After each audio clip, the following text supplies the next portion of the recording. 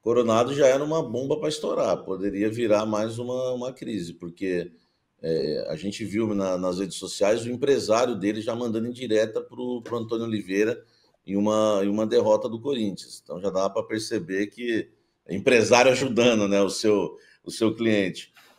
A gente já percebeu que ia dar problema, né? E eu sei, né, informações que eu tenho, que o Antônio Oliveira realmente ele tinha dificuldades em colocar o Coronado por falta de intensidade. Ele não está convencido disso. Se a gente pegar nas entrelinhas ontem a coletiva, ele fala, né, que esse jogo era um jogo que o Corinthians acabou cedendo mais espaços quando foi questionado do time ter mais criatividade no meio campo, porque teve Coronado, Garro e Bidon. É bom a gente lembrar que o Coronado, a intensidade dele realmente ele tem dificuldades com intensidade, não é bom na marcação, e o Bidon também não é bom na marcação. O Garro também não é um volante, mas é o mais esforçado nesse sentido, e só tem o Ranieri realmente de volante de marcação no meio campo. E ontem o Antônio Oliveira fez questão de dizer que o time realmente acabou sofrendo mais finalizações do que o normal.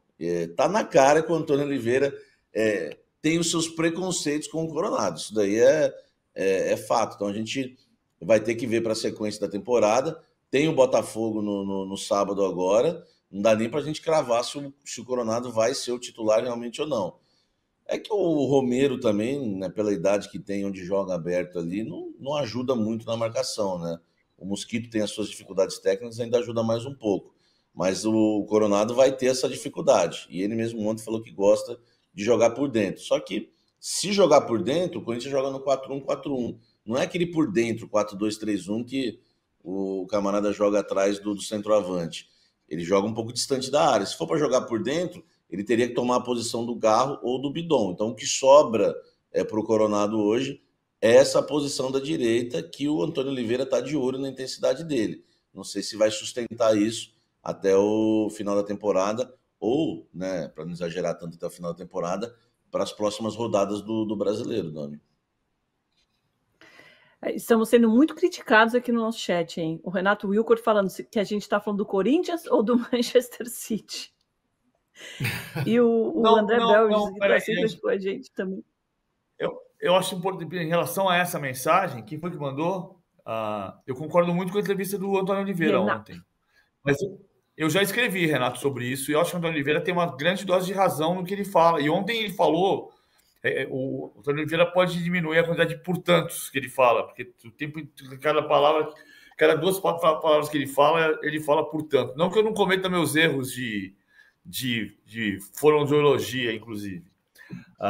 Mas, assim, ele fala uma coisa que ele tem toda a razão. Ele disse, está claro que a gente tem uma equipe que está se formando, que não, é só pegar um lápis e desenhar, que você tem uma equipe que está um clube que está em processo de mudança e que você está montando um time. E isso é claro, isso é óbvio, isso está todo mundo vendo. É que às vezes a cobrança por ser Corinthians é não aceitar que o Corinthians jogue bem um jogo e mal duas vezes. Mas o Antônio Oliveira tem sido muito claro nas entrevistas sobre um processo de formação de uma equipe que não está pronta, que vai oscilar e que tem conquistas degrau a degrau. Por exemplo, ter perdido apenas uma vez em Itaquera. E, curiosamente, perdeu num jogo com o maior número de finalizações desde que o Antônio Oliveira chegou. Foram 26 finalizações contra a Ponte Preta, tomou uma bola no gol e perdeu de 1-0. É a única derrota em Itaquera. Isto é suficiente para o Corinthians? Claro que não. Mas o Corinthians hoje é o time que está em primeiro lugar no grupo, classificado para as oitavas de final da Copa Sul-Americana, não precisa enfrentar a repescagem, e você pode pensar se vai sonhar com algum título nesse ano ou se vai completar a maior sequência sem troféus desde que saiu da fila em 77. O João Oliveira fala aqui, ó, meu Deus! Não, 5 a 6 reforços o Antônio Oliveira quer para a próxima janela. Então, a janela do Corinthians vai ser bastante agitada. E assim, o Antônio deixa bem claro, até na entrevista que a gente colocou na segunda-feira, que são reforços para fazer a diferença, para melhorar quem está lá, ter um nível de competitividade, melhorar o desempenho de quem está lá, ou o cara que chega para já ser titular, para o famoso 10 e a faixa. Então, o Antônio falou assim, se for para trazer mais do mesmo, é melhor eu me virar com os que tem aqui. Então, a janela do Corinthians, por mais que tenha muita dificuldade financeira, essas questões todas que estão acontecendo extracampo, promete ser agitada. E é uma necessidade, né, já que você deu a deixa, Roger Guedes foi visto ontem nas tribunas. Quais bastidores temos? Alguma chance dele sair do Catar e jogar no Brasil de novo? O Roger Guedes está ganhando muito bem lá no Catar. Concorreu, inclusive, a um dos melhores do ano lá, né, do país, na competição pelo Rayyan, né? Ele está ao lado do Gabriel Pereira, que é outro jogador que está também lá no mundo árabe, né? Nem gosto muito desse termo, né? Mas está jogando lá no Catar também. E era do Corinthians, é da base do Corinthians. Aí são os agentes, né? Todo de preto ali, lá, o último, é o Leandro Rodrigues, né? O Leandrinho, que é empresário dos dois ali, enfim, trabalha junto com o Paulo Pitombeira também. Eles estavam no camarote ontem, da empresa deles, que tem um camarote lá na Arena Corinthians, lá em Itaquera, na Neoquímica. E aí teve todo esse burburinho, né? Porque informalmente se perguntou, né, ao staff, né, do Roger Guedes, e aí, voltaria para o Brasil? Aquela coisa de consulta informal mesmo, né?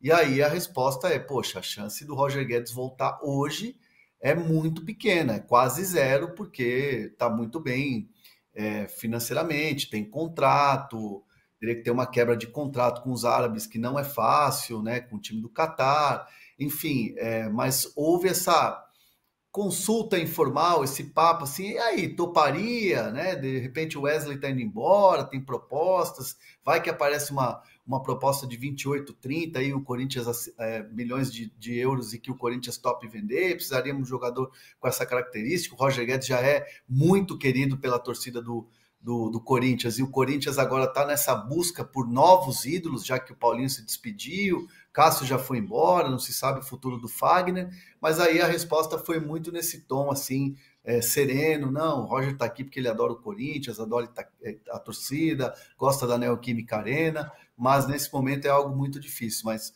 ontem ele esteve lá e gostou muito do time, vibrou com cada gol que o Corinthians fez ontem. Boa. João Oliveira manda aqui. Meu Deus, o time é horrível e muita agenda positiva. Não, João, isso é uma coisa que você não pode falar desse programa, que faz 2 semanas que a gente só chama o Samir aqui para falar de crise. A nossa agenda do Corinthians aqui não chega nem perto de positiva. E na nossa enquete, Samir, de lavada, o Corinthians vai ganhar título em 2024? Não, 71%. É muito difícil, né, a gente falar em títulos. Para mim, passa muito pela janela. Hoje o Antônio Oliveira vai construindo a base do time, teve a reformulação. Isso que o Hernan falou de 5, 6 reforços. É uma necessidade do Corinthians contratar. Então, não passa muito, né, pelo... Eu acho o seguinte, o Corinthians vai brigar ali... O Corinthians não briga nem por Libertadores, na minha opinião, hoje, com o time que tem. Agora, com 5 ou 6 reforços e com a base já montada, tendo ali o Ranieri, o Hugo está muito bem. Já vem falando isso desde o período que o Corinthians ficou 4 jogos sem vencer, antes do Fluminense. Naquele período ele já estava bem aqui. O pessoal acostumou falar mal do Hugo, mas ele está muito bem também. Enfim, o Wesley. E tem uma coisa, né? Em falar de títulos e de reformulação e reforços, o Corinthians no meio do ano, eu duvido que vai segurar o Wesley, e acredito que até o Yuri Alberto vai embora. Porque o Augusto Melo viajou para a Europa, o West Ham ainda insiste, tem um interesse no Yuri Alberto, capaz que seja vendido. O Wesley, ontem o Bruno Andrade informou a proposta de 20 milhões de euros, outro dia a gente já havia informado uma proposta de 15, está subindo. E eu acredito que o Corinthians vende aí por uns 25, 23 de euros. Tem falado 30 o discurso do Augusto, mas não, 23, 25, se chegar ele vai vender com certeza. Então, falar sobre títulos, vai perder o Wesley, pode perder o Yuri Alberto. E ainda a gente não sabe os reforços, né? Na bela entrevista do Antônio Oliveira com o nosso querido André Hernan, A entrevista foi maravilhosa, mas não dá. Toda entrevista ele é aquele negócio de Daverson, que ele fica dando aquela, o Daverson é importante para todo mundo. Não dá. Desculpa, não dá. Eu sei que ele tem uma amizade muito estreita com o Daverson, mas o Corinthians hoje já tem o Pedro Raul, que o PVC falou aí, custou 5 milhões de dólares e é reserva. O Romero também atua muitas vezes centroavante. Para que você vai trazer o Daverson? Para ser mais um centroavante reserva? A não ser que o Yuri Alberto vá embora, enfim. E outra, você vai encarar uma polêmica, vai trazer, vai querer mais um dirigente. Uma vez falou para mim, ó, é o novo Paulo Nunes, tá? Que foi o Rubão, né? Que ele foi embora. Mas o Augusto Melo, eu sei que o Antônio Oliveira tem insistido no Daverson. Vai precisar de 5, 6 reforços, mas se um deles for o Daverson, não sei se vai mudar muita coisa. Então, assim, o Corinthians realmente precisa contratar e vai depender do nível desses reforços aí que vão chegar.